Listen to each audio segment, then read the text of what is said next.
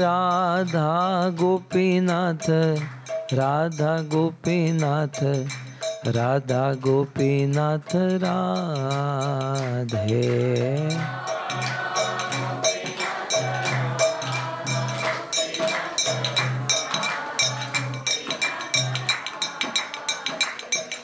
जगन्नाथ जगन्नाथ बलदेव जय सुभद्रा। जगन्नाथ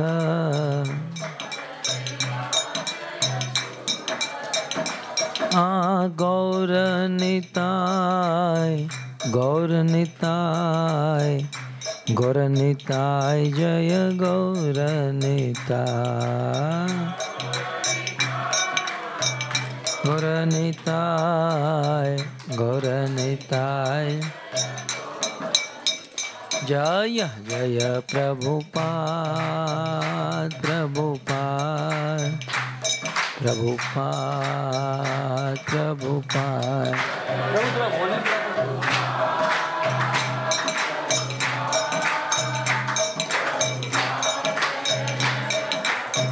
निताय गौर हरि बोल, हरि बोल, हरि बोल, हरि थोड़ा कम करते हैं। हरि बोल, हरि बोल।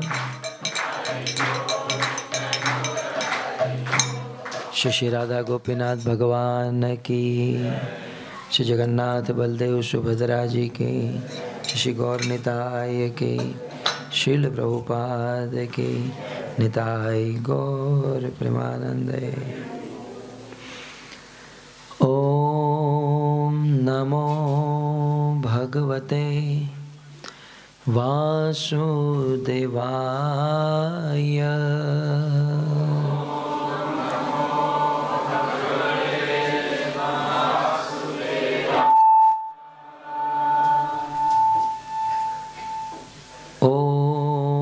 नमो भगवते वासुदेवाय। थोड़ा कम कर दीजिए, तो स्लाइड। ओम नमो भगवते वासुदेवाय।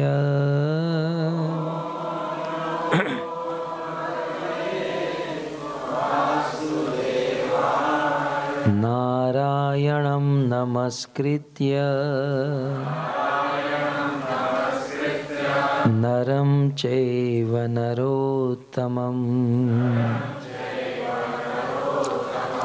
देवीं सरस्वतीं व्यासं ततो जयमुदीरये। नष्टप्रायेषु भद्रेषु नित्यं भागवत सेवया। भगवती उत्तम श्लोके भक्तिर्भवति नैष्ठकी।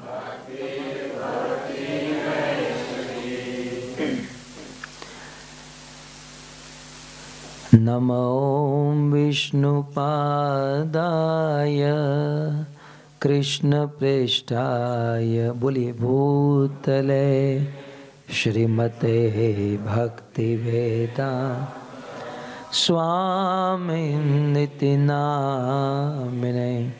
नमस्ते सारस्वते देवे गौरवाणी प्रचारिणे निर्विशेष शून्यवादी पाश्चात्य देशतारिणे।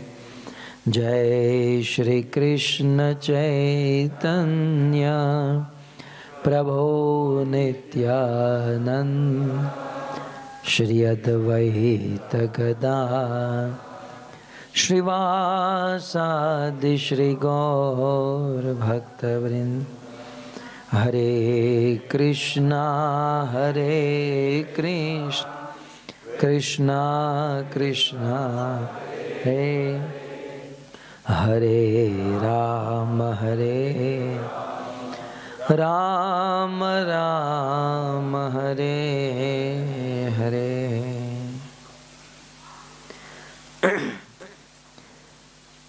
श्रीमान रास रसारंभे वंशी वट तट स्थित कर्षण वेणु स्वनिर्गोपीर।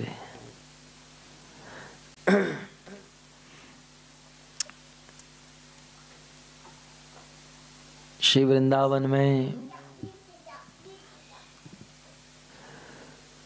मथुरा यमुना के तट पर अनेक गोपियों के साथ रास करने वाले श्री राधा गोपीनाथ जी के चरण कमलों में बैठकर आज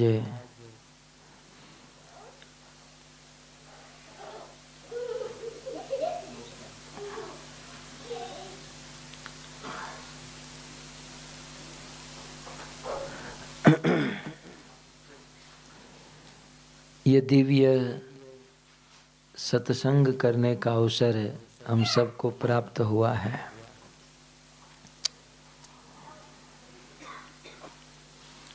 हमारे भगवान यहाँ पर विराजमान है जिनका नाम है राधा गोपीनाथ। भगवान श्री कृष्ण गोपियों के नाथ है। गोपी का अर्थ क्या है? जो ब्रज में रहती हैं, श्रीमती राधा रानी, ललिता, विशाखा, ये सब गोपियां हैं।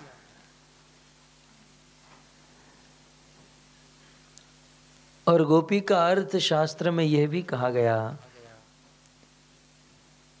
गो शब्देन इंद्रिया। गो माने इंद्रिया। ये जो हमारी आंख, कान, नाक, ये जो है इसे गो कहते हैं। इंद्रियों को गो कहते हैं।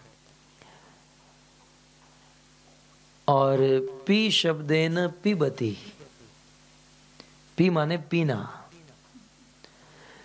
जो समस्त इंद्रियों से रात और दिन भगवान को पीती रहती है।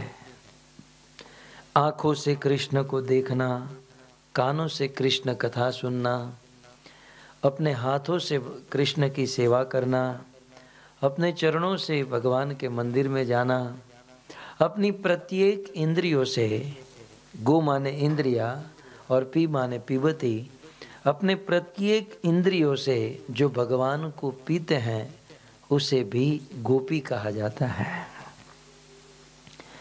और ऐसे गोपियों के नाथ हैं श्री राधा गोपीनाथ है।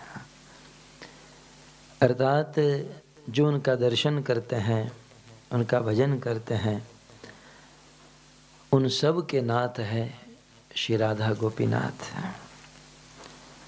तो आज मेरा परम सौभाग्य है कि इस्कॉन सिडनी में श्री राधा गोपीनाथ के चरणों में बैठकर आप सब प्रेमी भक्तों के बीच में कुछ बोलने का अवसर मिल रहा है।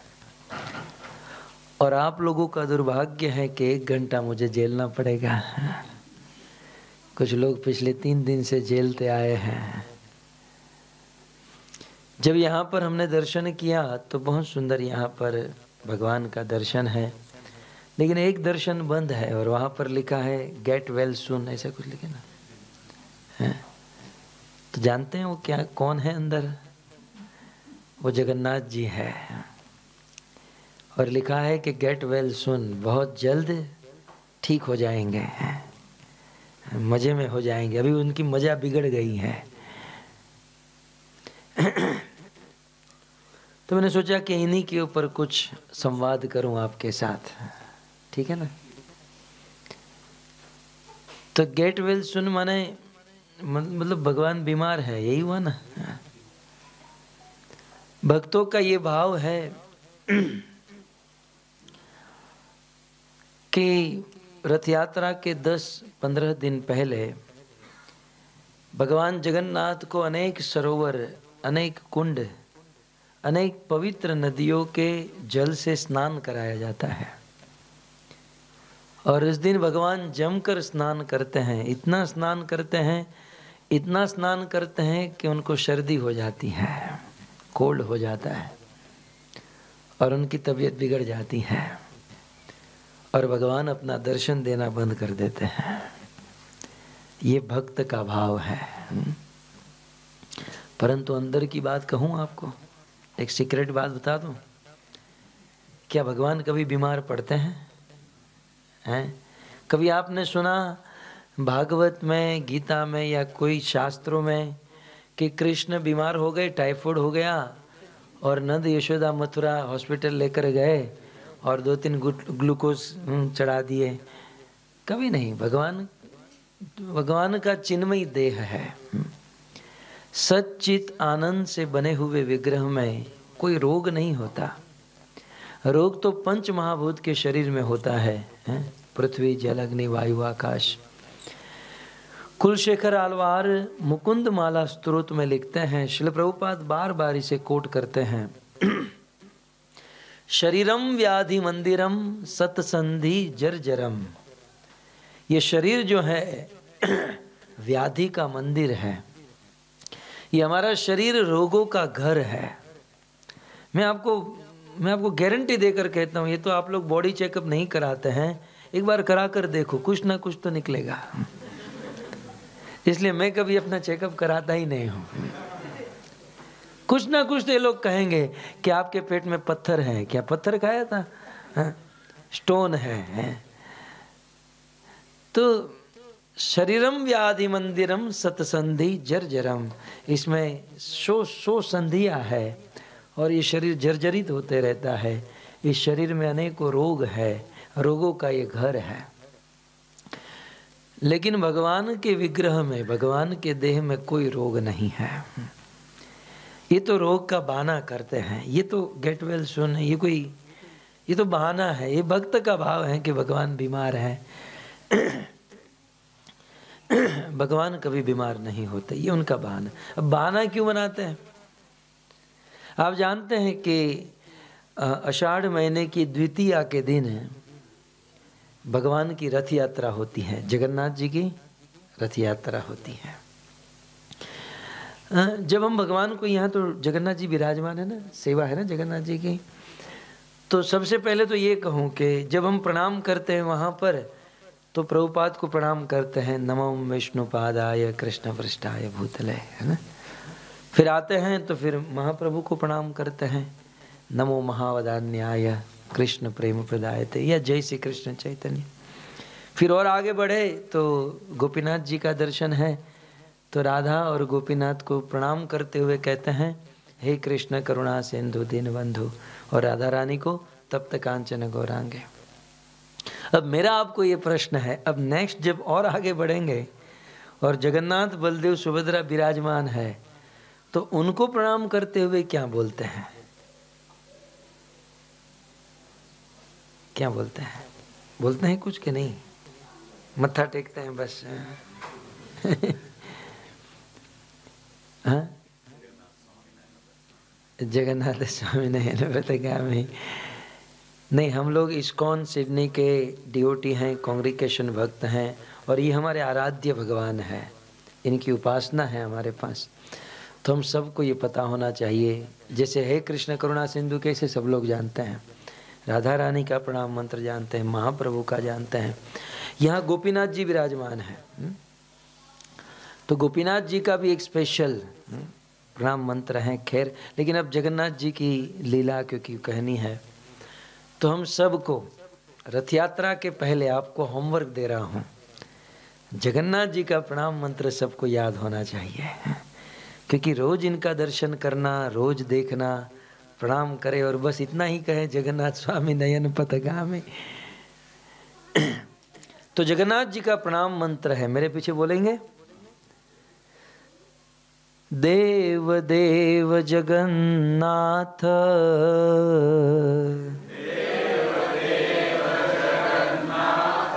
प्रवनर्ति विनाशन, त्राहि मां पुंडरीकाक्ष,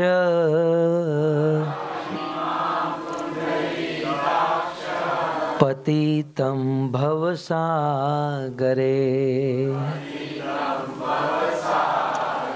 देव देव जगन्नाथ,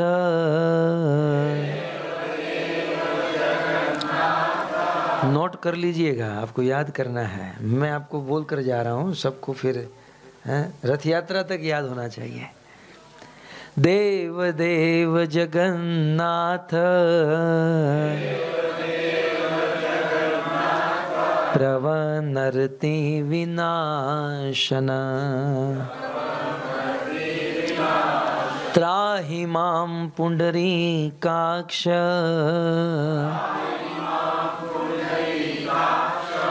पतितं भवसागरे। देव देव जगन्नाथ, हे जगन्नाथ, आप देवताओं के भी देव हैं, और इस भवसागर में हम लोग डूबे हुए हैं, इस भवसागर में हम लोग फंसे हुए हैं। तो पतितम भवसागरे, इस भवसागर में हम लोग डूबे हुए हैं, यहाँ से हमारा उद्धार कर लीजिए, हमको यहाँ से बचा लीजिए। जगन्नाथ जी का प्रणाम मंत्र। फिर साथ ही साथ बलराम जी भी साथ में हैं, तो उनका भी प्रणाम मंत्र होना चाहिए, हैं? तो आइए उनका भी बोलते हैं। नमस्ते तु हलग्राम,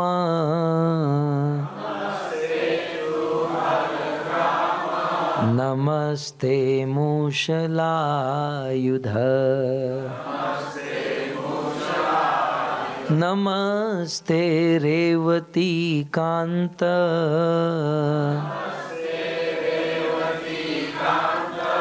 नमस्ते भक्तवत्सल,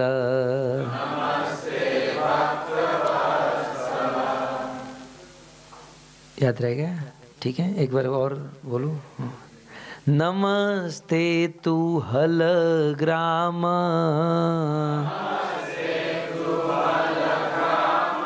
नमस्ते मूषलायुध, नमस्ते रेवती कांत,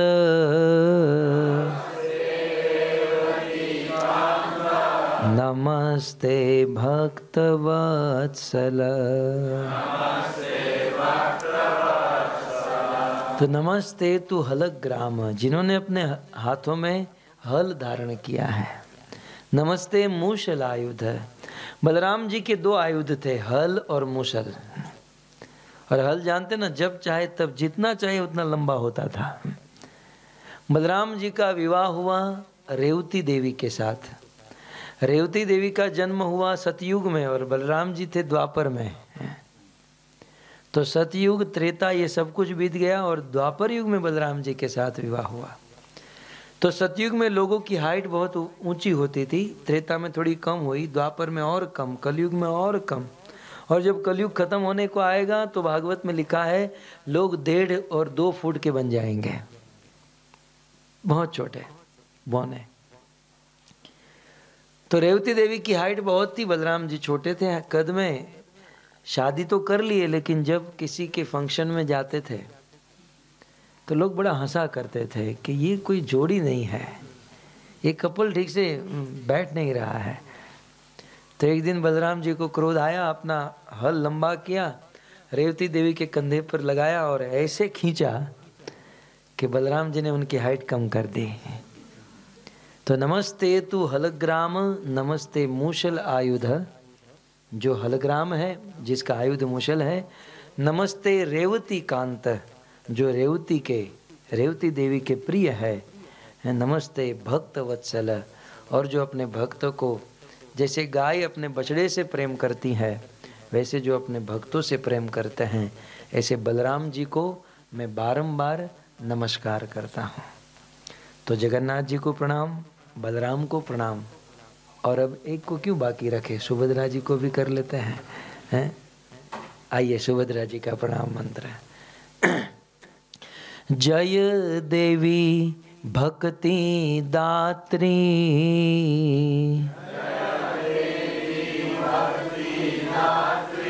प्रसिद्ध परमेश्वरी।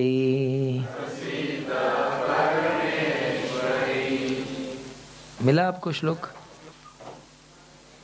है आपके पास? जय, मुझे ढूंढ रहे हैं कब के। जय देवी भक्ति दात्री,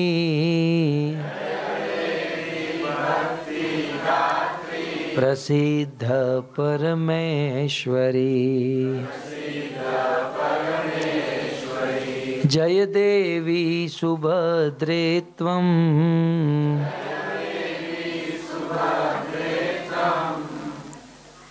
आपको बुलाते बुलाते मैं भूल गया। लास्ट लाइन में आपको बाद में बताऊंगा। तो कहते हैं जय देवी भक्ति दात्री, मिल गया? हाँ, सर्वेशाम भद्रदायिनी। जय देवी सुभद्रेत्वम सर्वेशाम भद्रदायिनी। तो सर्वेशाम हर समय, भद्र माने कल्याण शुभ, दायिनी माने देना, जो हर समय, जो सदैव मंगल ही मंगल, भद्र ही भद्र प्रदान करती है। तो ऐसी सुभद्रा देवी को हम प्रणाम करते हैं। तो इस प्रकार जगन्नाथ, बलदेव और सुभद्रा को प्रणाम हमें सदैव करना चाहिए, इसे याद रखना चाहिए। तो आइए गेट वेल सुन जो यहाँ पर लिखा है, और उस पॉइंट को मैं पहली बार मेरे जीवन में देख रहा हूँ कि इस प्रकार से लिखा हुआ मंदिरों में। लेकिन बहुत अच्छी बात है, भक्तों का ये बहुत सुंदर भाव है कि भगवान जगन्नाथ बीमार हो चुके हैं। बीमार इसलिए है, ये बीमारी का बहाना है क्योंकि अब रथ यात्रा होने वाली है आषाढ़ महीने की द्वितीया के दिन, और उस रथ यात्रा के दौरान भगवान जगन्नाथ अपने जगन्नाथ मंदिर से निकलकर गुंडीचा मंदिर जाते हैं। जगन्नाथ जी का जो मंदिर है ये द्वारिका धाम है, और गुंडीचा मंदिर वृंदावन है। जैसे भागवत में भी वर्णन है कि द्वारिका से कुरुक्षेत्र की ओर आए थे भगवान कृष्ण। तो भगवान को द्वारिका से अपने वृंदावन में, ब्रज में जाना है, और गुंडीचा मंदिर में भगवान 10 दिन रुकते हैं और फिर घर पर वापस लौटते हैं। तो रथ यात्रा के बाद भगवान वृंदावन में, ब्रज में रुकते हैं और फिर घर पर वापस लौटना होता है। तो अक्सर ये देखा गया है, शायद आपके जीवन में भी होगा, कि जब आपको लंबी छुट्टी लेनी होती है अपनी पत्नी परिवार को छोड़कर, जब 10 दिन 15 दिन 1 महीना बाहर जाना होता है, तो बाहर जाने से पहले पत्नी को मनाना पड़ता है। कहीं होटल में लेकर गए, कहीं मूवी में लेकर गए, कहीं गार्डन में लेकर गए, 2-3 आइसक्रीम खिला दिया, 2-3 शायरी बोल दिए हैं, और थोड़ा सा मनाकर फिर हम जा सकते हैं। मेरे साथ तो ये हर समय होता है, क्योंकि मेरा भ्रमण बहुत आजकल कथा के माध्यम से होता है। तो जगन्नाथ जी को ब्रज में जाना है 10 दिन के लिए, इसलिए यहाँ पर द्वारिका में लक्ष्मी जी को थोड़ा स्पेशल टाइम दे रहे हैं। अभी जो है ना, ये बीमार कुछ नहीं है, ये अपनी पत्नी को टाइम दे रहे हैं कि मुझे अब रथ यात्रा के बाद ब्रज में जाना है, तो मैं बहुत दिनों के बाद आऊँगा, इसलिए वो टाइम दे रहे हैं, टाइम स्पेंड कर रहे हैं, ताकि लक्ष्मी जी नाराज ना हो। तो लक्ष्मी जी को टाइम दे रहे हैं, और फिर रथ यात्रा के माध्यम से भगवान वृंदावन जाएंगे। तो अभी ये रथ यात्रा उत्सव जो आ रहा है जगन्नाथ जी, ये बहुत सुंदर उत्सव। सबसे पहले हम ये जानेंगे कि भगवान श्री कृष्ण जगन्नाथ के रूप में कन्वर्ट क्यों हो गए। द्विभुज बहुत सुंदर भगवान का ये रूप, और भगवान कृष्ण जगन्नाथ के रूप में कैसे हो गए, आखिर ये किस प्रकार से घटना हुई। तो द्वापर युग की ये लीला है कि भगवान श्री कृष्ण द्वारिका में रहते थे। उनकी 16,108 पत्नियां थी और सब सेवा करने वाली पत्नियां थी। सब कुछ था, ऐश्वर्य, धन, संपत्ति, पत्नी, बच्चे, सब कुछ। लेकिन फिर भी ऐसा वर्णन है कि भगवान श्री कृष्ण रात दिन रोते रहते थे। ये बेचारी पत्नियां कितनी सेवा करती थी। कृष्ण जब बोलते थे पानी, मुझे पानी चाहिए, तो 16,108 गिलास उनके सामने आ जाता था। इतनी आज्ञाकारी पत्नी। एक बार पानी बोले तो 16,108 गिलास। और हमारी हालत देखिए, 16,108 बार बोलते हैं तब एक बार पानी आता है, तब भी अपने आप को भाग्यवान समझ लीजिएगा। नहीं तो कलयुग में ये भी नहीं मिलता है। मैं अक्सर कहता हूँ, शादी के पहले महीने तो बहुत अच्छी चीज़ होती है। बिल्कुल, पानी मांगते तो दूध का गिलास आता है, लीजिए जी, पीजिए जी। लेकिन वो केवल 1 साल चलता है। जैसे ही दूसरा साल होता है, शादी के प्रथम साल पति बोलता है और पत्नी सुनती है। शादी के दूसरे साल पत्नी बोलती है और पति सुनता है। यदि मेरे लिए साड़ी लेकर नहीं आए ना ऑफिसर, टांगे तोड़ दूंगी जी, बहुत लेकर आऊंगा। बेचारा गाय बन जाता है। एक महात्मा जी कह रहे थे कि भाई वेदों में ऐसा लिखा है कि घर पर जब भोजन बनता है तो पहली रोटी गाय की होती है।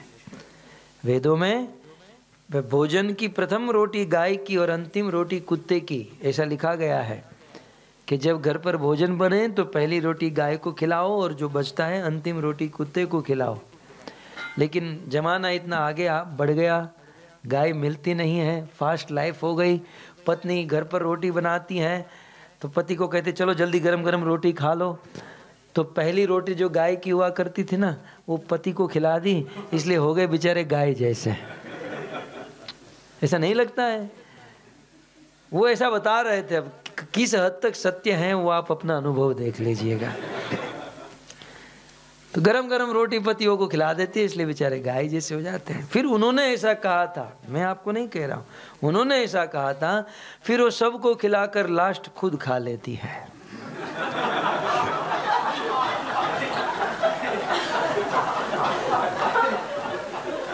कुछ लोग नहीं समझ पा रहे हैं, सुबह बाथरूम में खड़े खड़े हंसेंगे, मुझे पता है कि यार ये तो ये मीनिंग था।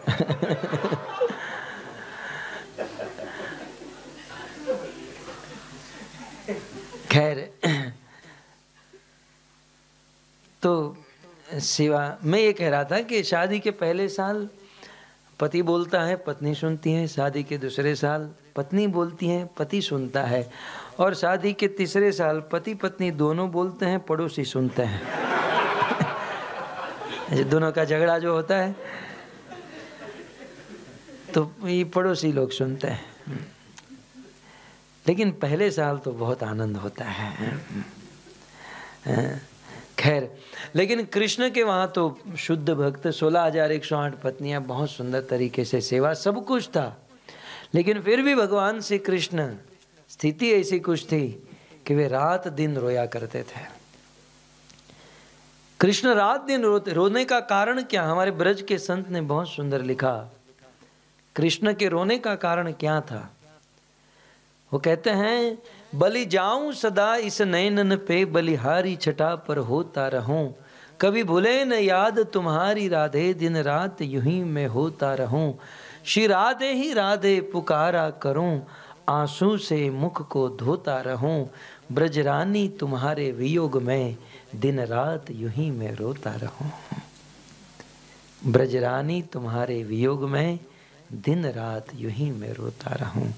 कृष्ण के रोने का कारण यही था, सब कुछ था उनके पास, लेकिन उनकी प्रिया श्रीमती राधा रानी नहीं थी। और राधा को याद कर करके भगवान श्री कृष्ण रात दिन रोते थे। कृष्ण की पत्नियों को समझ में नहीं आ रहा था कि आखिर हमारी क्या कमी है, आखिर हमारी सेवा में क्या कमी है कि वो ब्रज को, राधा रानी को याद करके रोते हैं। आखिर ब्रज में ऐसी कौन सी लीला हुई है जिसको याद कर करके ये रो रहे हैं। एक दिन ये सारी पत्नियां बलराम जी की माँ रोहिणी देवी के पास गई और कहा कि माँ आप हमको बताइए कि ये हमारे कृष्ण बचपन में ऐसी ब्रज में कौन सी लीला किए हैं जिसको वे याद कर कर के रो रहे हैं। रोहिणी जी ने कहा कि मैं सुनाऊंगी, लेकिन हमें ऐसी व्यवस्था करनी चाहिए जिससे कृष्ण सुन न ले, क्योंकि वैसे ही वो रो रहे हैं ब्रज को याद करके, और यदि ब्रज लीला सुन ली तो फिर यहाँ पर रहेंगे नहीं, ब्रज में चले जाएंगे। तो एक बहुत बड़ा कमरा था, खिड़की दरवाजे सब बंद कर दिए और मुख्य द्वार पर सुभद्रा देवी को बिठा दिया, कृष्ण की बहन को। सुभद्रा का जन्म मथुरा में हुआ। जब कृष्ण ने देवकी और वसुदेव को कारागार से मुक्त कराया तो मथुरा में हुआ। तो सुभद्रा को बिठाया, बोले कृष्ण को अंदर आने मत देना, और उस कमरे में कथा शुरू हुई भगवान श्री कृष्ण की बाल लीला। श्री राधा गोपीनाथ भगवान की, जगन्नाथ बलदेव सुभद्रा जी की, शशि गौर निताय की, शील प्रभुपाद की। हरे कृष्णा कृष्णा हरे हरे, हरे राम।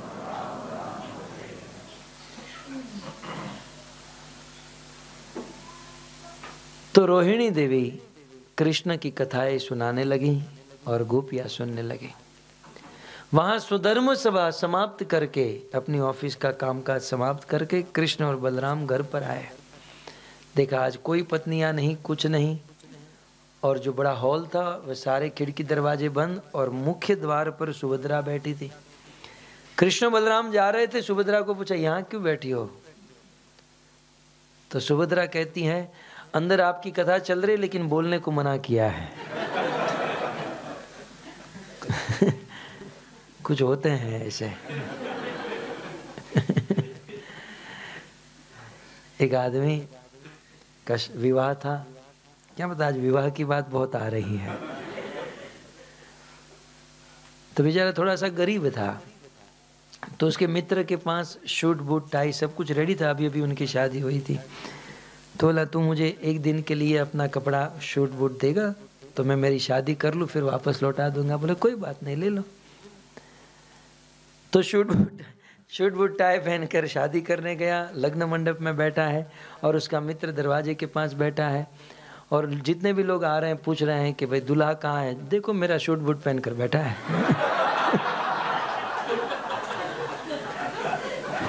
कोई आता है, रमेश कहाँ है? बोले देखो मेरा शूट बूट पहन के वहाँ बैठा है। जो भी आता है, कहाँ है वो?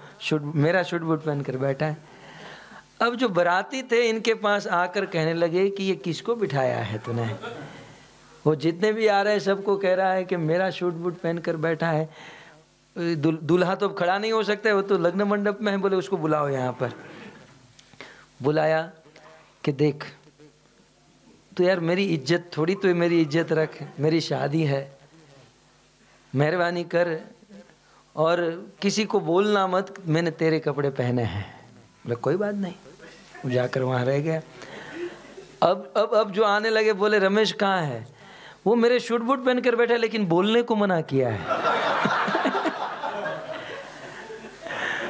जो भी आते थे वो मेरा कपड़ा पहन कर बैठे लेकिन बोलने को मना किया है, बोलने को मना किया है। फिर से उनके पास कंप्लेंट गई। वो कहा कि मैं रुमाल पहनकर शादी कर लूंगा लेकिन तेरा शूट बूट अभी तू वापस लेकर जा। तो कुछ लोग ऐसे होते हैं। सुभद्रा देवी ने कहा कि अंदर आपकी कथा चल रही है लेकिन बोलने को मना किया है।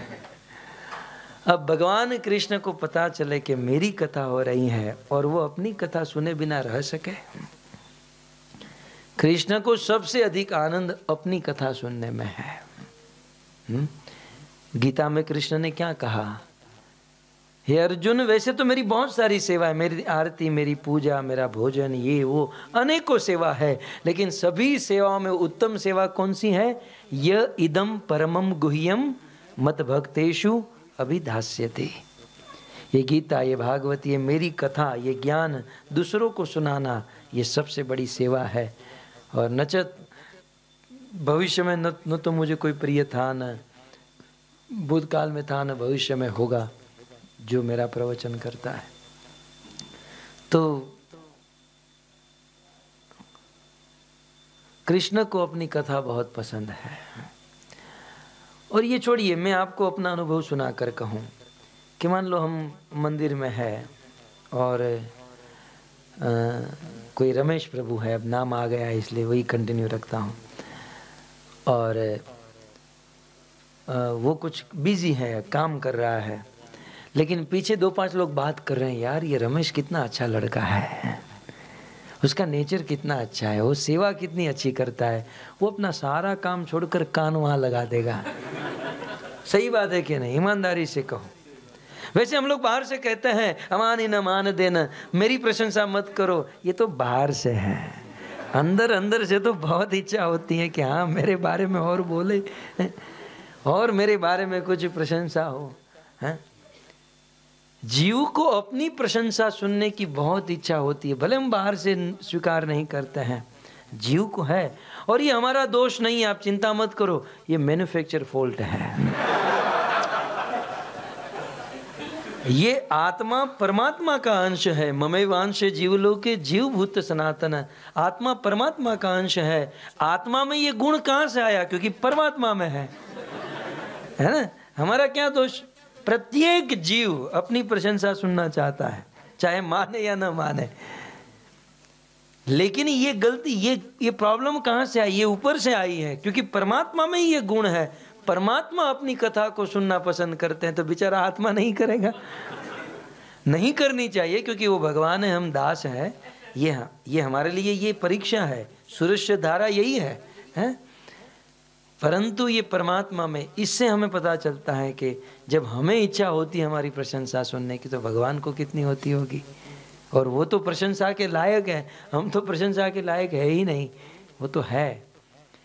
तो कृष्ण की बड़ी इच्छा होती है, बड़ा उनको अपनी कथा, अपनी लीला सुनने में बड़ा आनंद होता है।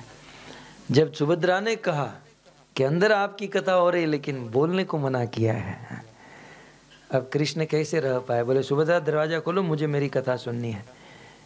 बोले नहीं, आपको एंट्री नहीं मिलेगी। बोले नहीं, मुझे अंदर जाना है। बोले नहीं मिलेगी, जाना है, नहीं मिलेगी। कृष्ण ने कहा देखो रक्षाबंधन आ रही है अब की बार तुम्हें रक्षाबंधन में मैं 2000 की हरी पत्ती दूंगा। सुभद्रा ने कहा कि इतना फोर्स कर रहे हो, चलो अंदर नहीं जाने दूंगी, लेकिन खिड़की खोल देते हो। कृष्ण ने सोचा चलो खिड़की से, तो खिड़की से कथा तो सुनने मिलेगी। सुभद्रा ने खिड़की खोली। अब तो सुभद्रा भी सुन रही है, बीच में सुभद्रा है, एक और कृष्ण है, एक और बलराम है, और ये तीनों अपनी कथा सुनने लगे। अंदर कथा हो रही है, और अपनी कथा सुनते सुनते सुनते इतना आनंद आने लगा, इतना आनंद आने लगा। अब मैं आपको आनंद की बात करूं, भक्ति रसामृत सिंधु में श्री रूप गोस्वामी ने आनंद के विकार बताए हैं कि जब किसी जीव को आनंद आने लगता है, जब आनंद बढ़ते जाता है, तो आनंद जिसको आ रहा है उस व्यक्ति के शरीर में क्या परिवर्तन होगा। अब हमको तो कभी ऐसा आनंद आया ही नहीं है। हमारा आनंद क्या है जानते हैं? 24 घंटा रात दिन कोई दुख दे रहा है और 2-5 मिनट के लिए दुख देना बंद कर दिया, उसी को हम आनंद मान लेते हैं। अर्थात दुख निवृत्ति की अवस्था को हम लोग आजकल सुख मानते हैं। मेरी बात समझ रहे हैं आप?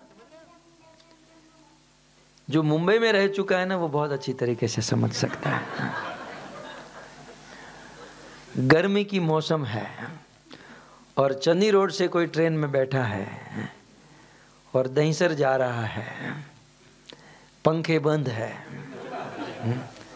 और ट्रेन यार्ड में आधा घंटा पौना घंटा खड़ी है, पसीने से लथपथ, लोग चिल्ला रहे हैं, गाली बोल रहे हैं, और ऊपर से इसकी हाइट छोटी है। ये तो बड़ी परेशानी है, क्योंकि वहाँ तो सब लोग ऐसे पकड़ के खड़े रहते हैं, और जिसकी हाइट छोटी है वो तो बेचारा नरक का अनुभव करता है। 2 घंटे से परेशान है उस ट्रेन में हैं, और फिर उसे दहीसर उतरना है, तो लोग चिल्लाते तुझे दहीसर उतरना था तो इस ट्रेन में क्यों चढ़ा, तुझे उस ट्रेन में जाना चाहिए। गाली बोले छोड़ दो आज के दिन। फिर उसे धक्का देकर कैसे भी करके 2 घंटे के बाद उस ट्रेन से बाहर निकालते हैं, और जब प्लेटफॉर्म पर वो आता है, उसे स्वर्ग का अनुभव होता है और सोचता है कि यार आनंद आ गया। वो आनंद है? वो आनंद नहीं है। वो बेचारा 2 घंटे से परेशान हो रहा था, कंटिन्यूस 2 घंटे से परेशान हो रहा था, उस परेशानी से बाहर निकला तो आदमी उसी को सुख समझ लेता है। इस दुनिया में सुख है ही नहीं, क्योंकि मेरे कृष्ण ने इस दुनिया को बनाते हुए कहा दुखालयम अशाश्वतम, ये जगत दुखालय है, अशाश्वत है, यहाँ सुख है ही नहीं। यहाँ तो दुख निवृत्ति की अवस्था को हम लोग सुख समझ लेते हैं, लेकिन भजन करते हुए सुख मिल सकता है। और सुख की सीमा क्या है? तो भक्ति रामामृत सिंधु में रूप गोस्वामी ने कहा कि जब किसी व्यक्ति को सुख मिलने लगता है तो उसके शरीर में 8 प्रकार के विकार होते हैं। सबसे पहले जिसको बहुत सुख मिलने लगता है उनको रोमांच होने लगता है, उनके रोंगटे खड़े होने लगते हैं। ये कभी कभी हुआ होगा, साल में 1-2 बार शायद, कभी ऐसी कथा सुनी, कभी कुछ ऐसा दर्शन हो गया, कीर्तन सुना, तो कभी कभार रोंगटे खड़े होते हैं, रोमांच होता है। और सुख बढ़ता है तो शरीर कंपित होने लगता है, और अधिक सुख होता है मुंह सूखने लगता है, और अधिक सुख होता है तो आंखें बड़ी बड़ी हो जाती हैं। और सुख की ये सीमा है, और सुख बढ़ने लगे, यहाँ तक तो हम कभी पहुँचने वाले नहीं हैं, आप चिंता मत कीजिए। लेकिन और सुख बढ़ता है तो इंद्रियां सिकुड़ने लगती हैं, हाथ सिकुड़ने लगता है, पाँव सिकुड़ने लगता है। ये 8 प्रकार के विकार है। कृष्ण, बलराम और सुभद्रा ये तीनों अपनी कथा सुन रहे थे। कथा सुनते इतना आनंद आने लगा, इतना आनंद कि ये 8 प्रकार के विकार होने लगे, और आंखें बड़ी बड़ी हो गई, और हाथ और पांव सिकुड़ने लगे। और उसी समय नारद मुनि का वहां पर आगमन हुआ। नारद जी ने उस समय जीवन में प्रथम बार कृष्ण, बलराम और सुभद्रा को जगन्नाथ, बलदेव और सुभद्रा के रूप में दर्शन किया। नारद जी ने ये रूप देखा। कथा समाप्त हुई और कृष्ण बड़े प्रसन्न थे आज अपनी कथा सुनकर। नारद ने प्रणाम किया। कृष्ण ने कहा, नारद आज मैं बहुत प्रसन्न हूं, तुम्हें जो चाहिए वो मांग लो। तब नारद मुनि ने इतना ही कहा, प्रभु अभी अभी आपने जिस रूप का दर्शन मुझे कराया, इस रूप का दर्शन कलयुग के जनता को हो, ऐसा वरदान दे दीजिए। मैं तो सोचता हूँ कि नारद ने नहीं मांगा होता तो आज हम जगन्नाथ के दर्शन नहीं कर पाते। नारद की कितनी बड़ी कृपा है, और वे हमारी संस्था के संप्रदाय के आचार्य है। भगवान श्री कृष्ण ने कहा, नारद तथास्तु। ब्रह्मा के 50 वर्ष तक, प्रथम प्रार्ध ब्रह्मा जी के 50 वर्ष तक मैं नीलाद्रि पर्वत पर नील माधव के रूप में रहूंगा, और ब्रह्मा के 50 वर्ष के बाद मैं उस नीलाद्रि पर्वत पर जगन्नाथ के रूप में प्रकट हो जाऊंगा। राजा इंद्रदुम्न को माध्यम बनाकर जगन्नाथ के रूप में मैं प्रकट हो जाऊंगा। तो वैसा ही हुआ। ब्रह्मा के 50 वर्ष के बाद महाराज इंद्रदुम्न के माध्यम से वही नील माधव भगवान कृष्ण जगन्नाथ के रूप में प्रकट हुए। ये भी एक बहुत बड़ी कथा है। इसके लिए हमें एक सेपरेट प्रवचन चाहिए कि किस प्रकार गल माधव, युद्धवीर और ये सब किस प्रकार ये युग बदला और जगन्नाथ जी का प्राकट्य हुआ।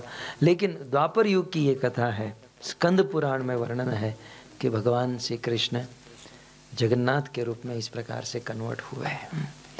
ये जगन्नाथ जी और कोई नहीं, साक्षात भगवान कृष्ण है। जगन्नाथ जी और कुछ नहीं, राधा के विरह में कृष्ण की जो स्थिति है वही है जगन्नाथ।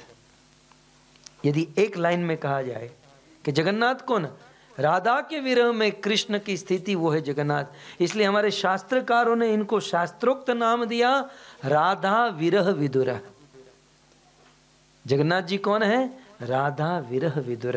राधा के विरह में जो है वो है जगन्नाथ। और चैतन्य महाप्रभु कौन है, कृष्ण विरह विदुरा, ये है जगन्नाथ। और भी बहुत सारी लीलाएं हैं स्कंद पुराण में। हमारे पूर्ववर्ती संत गौर गोविंद स्वामी ने एक बहुत सुंदर ग्रंथ लिखा, हमारे इस्कॉन में प्रसिद्ध है, जिन्होंने बड़े विस्तार से हैं स्कंद पुराण आदि पुराणों से जगन्नाथ जी की कथा को प्रस्तुत किया है। बहुत बहुत भावपूर्ण और करुणमय प्रसंग हैं जगन्नाथ जी के। लेकिन मैं जो आपको आज कहने जा रहा हूं कि ये जगन्नाथ रथ में बैठकर क्यों निकलते हैं। ठीक है भाई, जगन्नाथ है तो मंदिर में रहे, जैसे पूजा होती है। जगन्नाथ जी रथ में बैठकर बाहर क्यों आते हैं? तो इसके पीछे बहुत सारे कारण हैं। एक कारण यदि मैं आपको कहूं, भागवत जी में सप्तम स्कंद में एक प्रसंग है प्रहलाद महाराज का। प्रहलाद महाराज की कथा आप सब लोग जानते हैं कि उनका बाप था बहुत बड़ा आतंकवादी, टेररिस्ट। वैसे तो पहले भला अच्छा आदमी था, लेकिन ब्रह्मा की उपासना किया और ब्रह्मा ने वरदान दिया, न ऊपर मरे, नीचे, न दिन को, न रात को, न सुबह, न शाम, न अस्त्र से, न शस्त्र से, न मनुष्य से, न पशु से। तो बंदा किससे मरेगा? ऑलमोस्ट अमर हो ही गया। तो ब्रह्मा से जब ये वरदान प्राप्त हुआ, तब ये दुनिया का बहुत बड़ा आतंकवादी बन गया। इसके कुकर्म का वर्णन भागवत में है। सबसे पहले पाताल लोक में गया और सारे नागलोकों को जीत लिया। फिर इस धरती, इस पृथ्वी पर सभी राजाओं को निमंत्रित किया, युद्ध करो मेरे साथ। सारे राजा अपनी सेना को लेकर आते, जब युद्ध करते बोले रुको रुको, निकालता ब्रह्मा का वो सर्टिफिकेट है, पहले ये सर्टिफिकेट पढ़ो फिर युद्ध करो। तो वो तो राजा पढ़ते कि ऊपर न मरे, नीचे न मरे, दिन को न रात को, सुबह न शाम, न अस्त्र शस्त्र से, मनुष्य से, पशु से, और नीचे ब्रह्मा जी सिग्नेचर। बोले माई बाप आपको कौन मार सकता है? ये सर्टिफिकेट पढ़कर ही सारे राजा उनको शरणागत हो जाते हैं। वैसे पाताल को जीत लिया, पृथ्वी को जीत लिया, और अब गया स्वर्ग में और देवताओं के साथ युद्ध किया ये हिरण्यकशिपु, और देवताओं को हराया, भगाया और खुद स्वर्ग के आसन पर बैठा। चलो अच्छी बात है, स्वर्ग पर बैठा है, उसकी इच्छा थी, लेकिन स्वर्ग के आसन पर बैठकर भी अपनी आदत नहीं भूला। सुखदेव गोस्वामी कहते हैं कि देवता स्वर्ग में रहते हैं और स्वर्ग में रहने वाले देवता सोमरस पीते हैं। सोमरस माने ताजे ताजे फल का फ्रेश जूस, जिसे हम एनर्जी ड्रिंक कह सकते हैं, without caffeine, alcohol, without alcohol energy drink स्वर्ग के देवता पीते हैं। तो ताजा फ्रूट जूस पीते हैं, और ये ऐसे सात्विक स्वर्ग लोक में जाकर दारू पीने लगा, वो भी देसी दारू पीने लगा। आप लोग मुझे पूछ सकते हो कि भाई आपको कैसे पता चला देसी दारू पी रहा था? नहीं, मैं तो प्रमाण के साथ बोलता हूं। भागवत में सुखदेव गोस्वामी कहते हैं कि ये ऐसी दारू पीता था, ऐसी पीता था, तीव्र गंधीना, उग्र गंधीना, उसमें उग्र गंध आती थी, तीव्र गंध आती थी। तो इतनी तो बुद्धि हम में होती ना। मैंने कभी पिया नहीं, मैं सच बोल रहा हूँ, हमने कभी पिया नहीं, लेकिन ये फ्लाइटों से जब जाते हैं तो ये आजू बाजू वाले पीते हैं तो इतनी गंध नहीं आती है। तो फिर समझ में आता है कि वो भारत के जो थैली में डालकर पीते हैं, देसी दारू में बहुत गंध आती है। तो इससे पता चलता है कि ये देसी पीता होगा। तो आज कुछ लोग होते हैं कि कितने भी बड़े स्थान पर चले जाए लेकिन आदत नहीं छोड़ते हैं। कुछ लोग तीर्थों में जाते हैं लेकिन फिर भी नशा करते हैं, चाय के बिना जग नहीं सकते हैं। शास्त्र में लिखा है, अन्य क्षेत्र कृतम पापम तीर्थ लोकम विनश्यति। अन्य कहीं भी पाप करोगे, तीर्थों में जाओगे तो उसका प्रायश्चित हो जाएगा, परंतु तीर्थ क्षेत्रे कृतम पापम वज्र लेपो भविष्यति। परंतु तीर्थों में, मंदिरों में, पवित्र स्थानों में यदि पाप करेंगे तो उसका कभी भी निवारण नहीं होगा, वो कभी भी खत्म नहीं हो सकता। ये स्वर्ग में जाकर दारू पी रहा था। और फिर इसका एक बेटा, 4 बेटे थे हिरण्यकशिपु के। एक बेटा था जिसका नाम था प्रहलाद। उसने भेजा था उसको गुरुकुल में, उसी के गुरु थे शुक्राचार्य, और उसके 2 बेटे थे षंड और अमर्क। उस गुरुकुल में भेजा, जाओ पढ़ने के लिए। तो प्रहलाद गुरुकुल में गया, 1 साल पढ़ा, और वैकेशन में बच्चे वापस लौटते ना, तो प्रहलाद महाराज वापस लौटे। माता कयाधु ने स्नान कराया, बहुत सुंदर कपड़े पहनाए और अपने पिता के पास भेजा। प्रहलाद हिरण्याकश्यप प्रहलाद को गोद में बिठा कर कहता है कि प्रहलाद, तूने 1 साल तक गुरुकुल में विद्या प्राप्त की, बताओ प्रहलाद इस 1 साल की स्टडी में सबसे अच्छी बात क्या लगती है? प्रहलाद ने कहा छोड़ो ना पिताजी, और कुछ बात करते हैं। लेकिन बाप तो चाहता ना, बाप जब ऑफिस से घर पर जाता है, बच्चे को देखता है तो गोद में बिठा कर कहता ना कि बेटा आज क्या पढ़े तुम स्कूल में, हैं? ऐसे ये भी बाप ही है। हिरण्याकश्यप पूछ रहा है कि क्या अच्छा लगा? प्रहलाद ने कहा छोड़ो, क्योंकि जानते थे प्रहलाद, हिरण्याकश्यप की सोच ये थी कि अभी प्रहलाद बोलेगा कि राजा बनना अच्छा लगता है, टैक्स वसूल करना अच्छा लगता है, युद्ध करना, दाव पेच, ये सब अच्छा लगता है। लेकिन यहाँ तो उल्टी गंगा बह रही थी। तो 2-3 बार प्रहलाद ने कहा कि पिताजी छोड़ो ये सब। नहीं प्रहलाद बताओ सबसे अच्छी बात क्या लगती? तो कहा सुनो। प्रहलाद महाराज ने कहा तत्साधु मन्ये असुरवर्य देहि नाम सदा समुद्विग्न धियाम असदग्रहात हितवात्म पातम गृहिमंद कूपम वनम गतोयत हरिमाश्रयेत। समझ गए? समझ गए? बताओ, वो असुर था फिर भी समझ गया, लेकिन आप लोग आदमी हो फिर भी नहीं समझ पाए। पहले के असुर भी संस्कृत जानते थे, इसलिए थोड़ा बहुत संस्कृत हिंदी सीखा करो। ये इंग्लिश भाषा अच्छी है, इंटरनेशनल लैंग्वेज है, लेकिन अधूरी भाषा है। हमारे देश में तो कहा जाता है ये इंग्लिश भाषा काम क्रोध की भाषा है। आदमी भला भला हिंदी आदि बोलता है, लेकिन जब गाली देना होता है तो इंग्लिश में शुरू कर देता है। ये अधूरी भाषा। मैं कल भी भागवत कथा में कह रहा था कि हमारे देश में कितनी सुंदर भाषा है, कितने रिलेशन मेंशन किए जाते हैं कि ये चाची है, ये चाचा है, ये ताऊ है, ये मामा है, और इंग्लिश में सब अंकल, सब आंटी। जो आनंद भगवान श्री कृष्ण को माखन पसंद है, वो माखन चोरी करते हैं, ये बोलने में जो आनंद है वो आनंद इंग्लिश में है। कृष्ण को बटर बहुत अच्छा लगता है, फ्रिज खोलते हैं और बटर निकालते रहते हैं। ये कोई भाव है? तो कुछ भाषा का भी अपना महत्व होता है। ठीक है, प्रभुपाद ने इंग्लिश को धन्य बना दिया ये सारे शास्त्रों को ट्रांसलेशन करके। नहीं, मूल तो यही है ना, सारे भाषाओं की जननी जो है वो संस्कृत है, और संस्कृत में जो सारे शास्त्र संस्कृत में है। यदि संस्कृत आती है तो शास्त्र को आप बहुत नज़दीक से पकड़ सकते हो। संस्कृत नहीं तो संस्कृत की सहोदर बहन है हिंदी, संस्कृत की बहन है हिंदी। हिंदी से भी संस्कृत को आप समझा जा सकता है। खैर, आप लोग समझ ही रहे हैं। तो मैं ये कह रहा था कि प्रहलाद महाराज ये श्लोक बोले, हिरण्याकश्यप समझ गए, आप लोग नहीं समझे, मैं समझा देता हूँ। कहा कि हे असुरवर्य, हे असुरों के सरदार। याद रहे, प्रहलाद ने कभी भी हिरण्याकश्यप को पिताजी, पापा या डैडी नहीं कहा। वो अपने बाप को बाप मानते ही नहीं थे, क्योंकि वो जानते थे पिताजी किसे कहते हैं। वास्तविक पिता वो है जो अपने पुत्र को राम और कृष्ण की भक्ति सिखाए। क्या कहा भगवान ऋषभदेव, क्या कहते हैं? जननी न सस्यात पिता न सस्यात। वह पिता पिता नहीं है, वह माँ माँ नहीं है, वह गुरु गुरु नहीं है जो अपने आश्रितों को भक्त न बना सके। ये पिता संबोधन ही नहीं दिया। वो प्रहलाद महाराज अपने पिताजी को जब कुछ कहना चाहते थे तो कहते थे हे असुरों के सरदार। और आश्चर्य की बात तो है कि हिरण्याकश्यप को बुरा भी नहीं लगता था।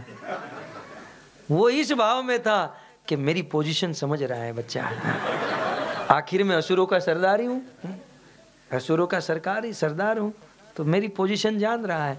कहा कि हे असुरों के सरदार पिताजी, ये घर गृहस्थी में आदमी की बुद्धि इतनी उद्विग्न रहती है, इतना चिंता टेंशन में रहता है। इस उद्विग्नता को छोड़कर हाथ में जप माला लेकर मैं और आप दोनों वृंदावन चले जाए और भगवान के नाम का कीर्तन भजन करे, मुझे यही बात सबसे अच्छी लगती है। हाथ में माला लेकर हम व्रज जाकर भजन करना, ये बात मुझे सबसे अच्छी लगती है। हिरण्याकश्यप तो लाल पीला हो गया कि मेरे दुश्मन का नाम ले रहा है, मेरे शत्रु विष्णु का भजन करने का नाम ले। बोले बच्चे की बुद्धि बच्चे की नहीं होती, वो दूसरों की बिगाड़ने से बिगड़ती है, इसका कोई दोष नहीं है, इसके गुरु का दोष है। शुक्राचार्य के पुत्र षंड और अमर को बुलाया। षंड, अमर्क, वो दौड़ कर आए कांपते हुए, सरकार क्या हुआ? बोले ये तुम्हारा बाप क्या बोल रहा है? ये सिखाने को भेजा था। विष्णु की भक्ति, विष्णु का नाम, महामंत्र, व्रज वृंदावन, क्या यही सिखाने के लिए भेजा था?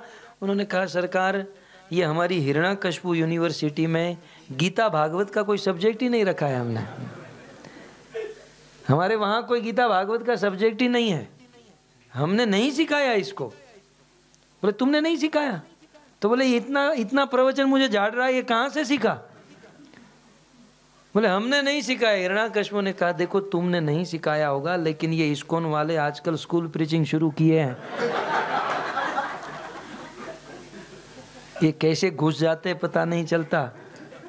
अब तुम ध्यान रखना, किसी को स्कूल में आने मत देना और लेके जाओ इसे यहाँ से। षंड और अमर प्रहलाद को लेकर गए गुरुकुल में, फिर से 1 साल विद्या प्राप्त कराई। फिर वेकेशन में फिर से प्रहलाद घर पर आए, स्नान कराकर हिरण्याकश्यप के पास भेजा। हिरण्याकश्यप के गोद में प्रहलाद। हिरण्याकश्यप ने कहा बेटा बताओ जीवन में सबसे अच्छी शिक्षा कौन सी लगती है? प्रहलाद को याद था पिछला साल। बोले छोड़ो ना पिताजी, कुछ खेलते हैं कूदते हैं। नहीं बेटा बताओ जीवन में, वे तो बेचारा भावुकता में आ गया था, जीवन में सबसे अच्छी बात क्या लगती है? प्रहलाद ने 2-3 बार ना कहा, लेकिन ये नहीं माना। प्रहलाद ने कहा तो सुनो। प्रहलाद महाराज कहते हैं कि मुझे सबसे अच्छी बात क्या लगती है, सुनिए। श्रवणम कीर्तनम विष्णु स्मरणम पाद सेवनम अर्चनम वंदनम दास्यम साख्यम आत्मनिवेदनम इति पुंसार्पिता विष्णु भक्ति चेतनव लक्षणा क्रियेत भगवत यद्धा तत् मन्ये अधित उत्तमम। सबसे अधिक उत्तम क्या लगता है? ये नवदा भक्ति, श्रवण कीर्तन स्मरण आदि नवदा भक्ति के द्वारा भगवान विष्णु को प्रसन्न करना, ये मुझे सबसे अच्छी बात लगती है। और पिताजी मैं तो सोचता हूँ महापुर में दोनों शुरू करते हैं। ये तो लाल पीला हो गया। षंड अमर को दौड़ कर आए। बोले क्या हुआ सरकार? बोले ये अभी क्या बोल रहा है? ये श्रवण कीर्तन बस ये सिखा रहे हो तुम लोग? बोले हमने नहीं सिखाया। बोले तुमने नहीं सिखाया तो बाहर से इस्कॉन वालों ने सिखाया होगा। तब उन्होंने कहा न मत प्रणीतम न पर प्रणीतम। सरकार इस बार तो हमने सीसीटीवी कैमरे लगाए हुए हैं और हमने पूरा चेक किया कि न हमने सिखाया, ये तुम्हारे बेटे को न हमने सिखाया, न बाहर से किसी ने सिखाया। न मत प्रणीतम न पर प्रणीतम, तो भाई किसने सिखाया? बोले नैसर्गिकीयम मतिरस्य राजन। ये राजन ये अपने माँ के पेट में से ही सीख कर आया है, ये कयादू के गर्भ से सीख कर आया है, बाहर से कोई नहीं सिखा रहा है, ये अपने माँ के गर्भ से ही सीख कर आया है। तब ये तीनों, अब तो ये 3 हो गए, हिरण्याकश्यप, षंड और अमर्क। प्रहलाद को कहने लगे अरे छोड़ना विष्णु की भक्ति। बोले नहीं, विष्णु की भक्ति सर्वश्रेष्ठ है और कहता हूं तुम लोग भी शुरू हो जाओ। तब भागवत में, अब मुझे जो आपको बताना है जगन्नाथ जी के बारे में, अब भागवत में ये प्रसंग है कि इन तीनों ने पूछा प्रहलाद तू ये कह रहा है कि विष्णु की भक्ति सर्वश्रेष्ठ है, सबसे उत्तम है। यदि विष्णु की भक्ति उत्तम है तो दुनिया के सब लोग विष्णु की भक्ति क्यों नहीं करते? प्रहलाद कहते मेरा बाप करने दे तो ना, ये सबका भगवान बन के बैठा है। बोले विष्णु की भक्ति यदि उत्तम है तो सब लोग क्यों नहीं करते? तो प्रहलाद महाराज ने एक श्लोक कहा, शिल प्रभुपाद का ये फेवरेट श्लोक है। शिल प्रभुपाद के प्रवचन में या उनके परपोट में बार बार ये कोट करते हैं, ये जो प्रहलाद महाराज ने श्लोक बताया। प्रश्न क्या है कि विष्णु की भक्ति, कृष्ण की भक्ति यदि सबसे श्रेष्ठ है, उत्तम है, तो सब लोग ये भक्ति क्यों नहीं करते? ये क्वेश्चन है और इसका उत्तर प्रहलाद महाराज देते हैं। कहते हैं क्या कहते हैं? प्रहलाद महाराज कहते हैं मति न कृष्णे परतः स्वतो वा मिथो विपद्येत गृह व्रतानाम अदांत गोभी विशताम तमिस्त्रम पुनः पुनः चरवी चरवणानाम। प्रहलाद महाराज कहते हैं कि मति न कृष्ण, आप यही पूछ रहे हो ना कि सब लोगों की मति कृष्ण में विष्णु में क्यों नहीं लग रही है, सब लोग क्यों विष्णु का भजन नहीं करते। तो मति न कृष्ण, कृष्ण में मति नहीं लग रही है, इसका कारण बता रहे हैं। कारण क्या है? मति न कृष्ण, कृष्ण में मति इसलिए नहीं लग रही है क्योंकि परत सतोवा मिथो विपद्येत गृह व्रतानाम, क्योंकि संसार का आदमी गृह व्रत लेकर बैठा है। अब आप कहोगे गृह व्रत, ये कौन सा व्रत? एकादशी व्रत, सोमवार व्रत, निर्जला व्रत, ये तो बहुत सारे व्रत होते हैं, ये गृह व्रत कौन सा आ गया? हाँ, गृह व्रत। प्रहलाद महाराज कहते हैं कि दुनिया में प्राय लोग गृह व्रत लेकर बैठे हैं और इसलिए भगवान का भजन नहीं कर सकते। पहले गृह व्रत को समझ लें हम। समझना है गृह व्रत क्या होता है? गृह व्रत जो कसम खाकर बैठा है, जो व्रत लेकर बैठा है कि मर जाऊंगा लेकिन मंदिर नहीं जाऊंगा, मर जाऊंगा, सैटरडे संडे की छुट्टी है, बरमूडा पहनकर घर पर टीवी देखूंगा लेकिन मंदिर नहीं जाऊंगा, जो गृह व्रत लेकर बैठे हैं। एक संत ने गृह व्रत की डेफिनेशन बहुत सुंदर बताई, आप चाहो तो कहूं, लेकिन आपको मेरे पीछे बोलना पड़ेगा। वैसे गुजराती में, लेकिन मैं ट्रांसलेट कर सकता हूँ हिंदी में, हिंदी तक तो कर सकता हूँ, इंग्लिश नहीं कर सकता। करूं? बोलो, मेरे पीछे बोलोगे। गृह व्रत किसे कहते हैं? मेरे पीछे बोलिएगा, भाव से बोलिएगा। पैसा मेरा परमेश्वर, बोलो बोलो, अब है, मानते हैं। अब हम लोग जब जी रहे हैं तो स्वीकार करने में क्या प्रॉब्लम है? पैसा मेरा परमेश्वर, पैसा बीबी मेरी गुरु।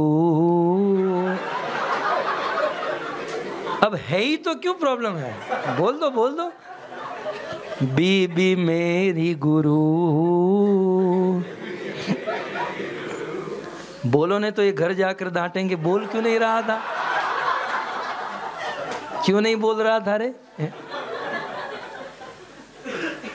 तो पैसा मेरा परमेश्वर, बीबी मेरी गुरु, ये 2 लाइन हो गई श्लोक की। अब श्लोक की तीसरी लाइन है।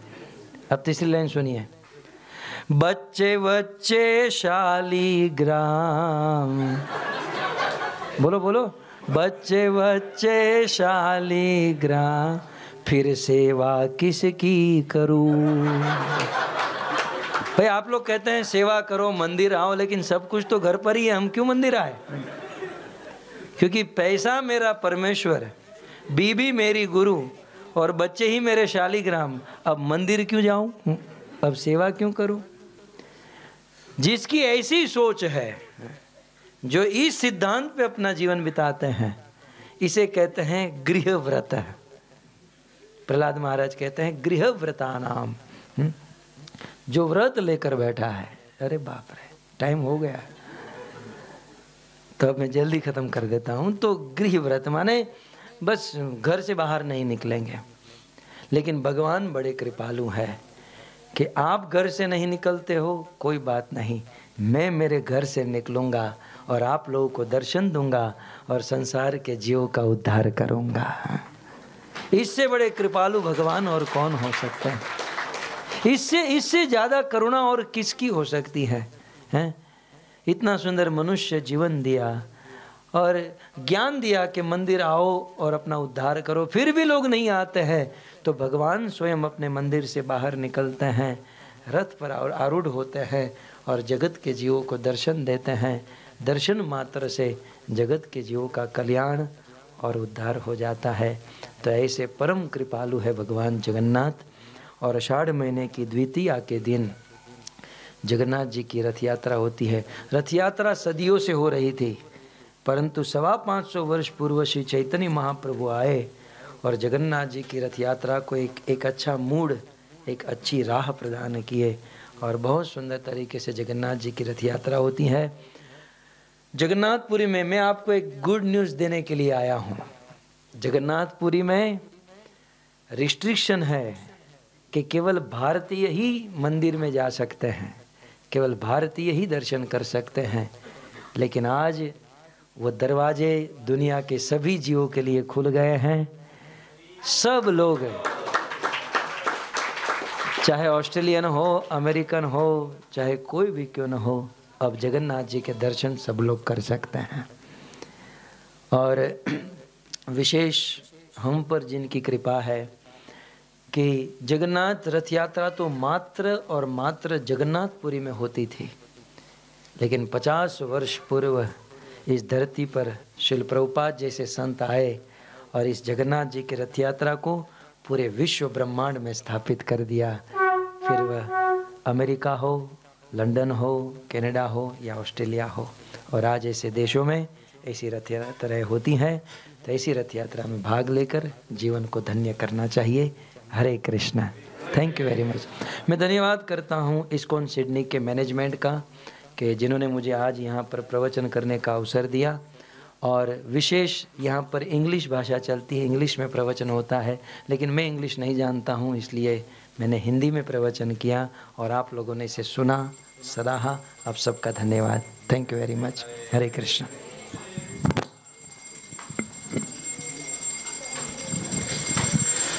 His Grace Lal Govind Ji Prabhu ki Jai. Just quickly one announcement. If you want some more lectures, अभी आप जानता हूँ मैं आप लोग satisfied नहीं हुए, संतुष्ट नहीं हुए, आपको और सुनना है, तो आज शाम को आइए 5:30 at रामकृष्ण मंदिर in Austral. आपको ये चाहिए तो प्लीज सी श्यामानंद प्रभु। हरे कृष्ण। इसमें 500 आवर का लेक्चर है। इसमें 500 आवर्स का लेक्चर है।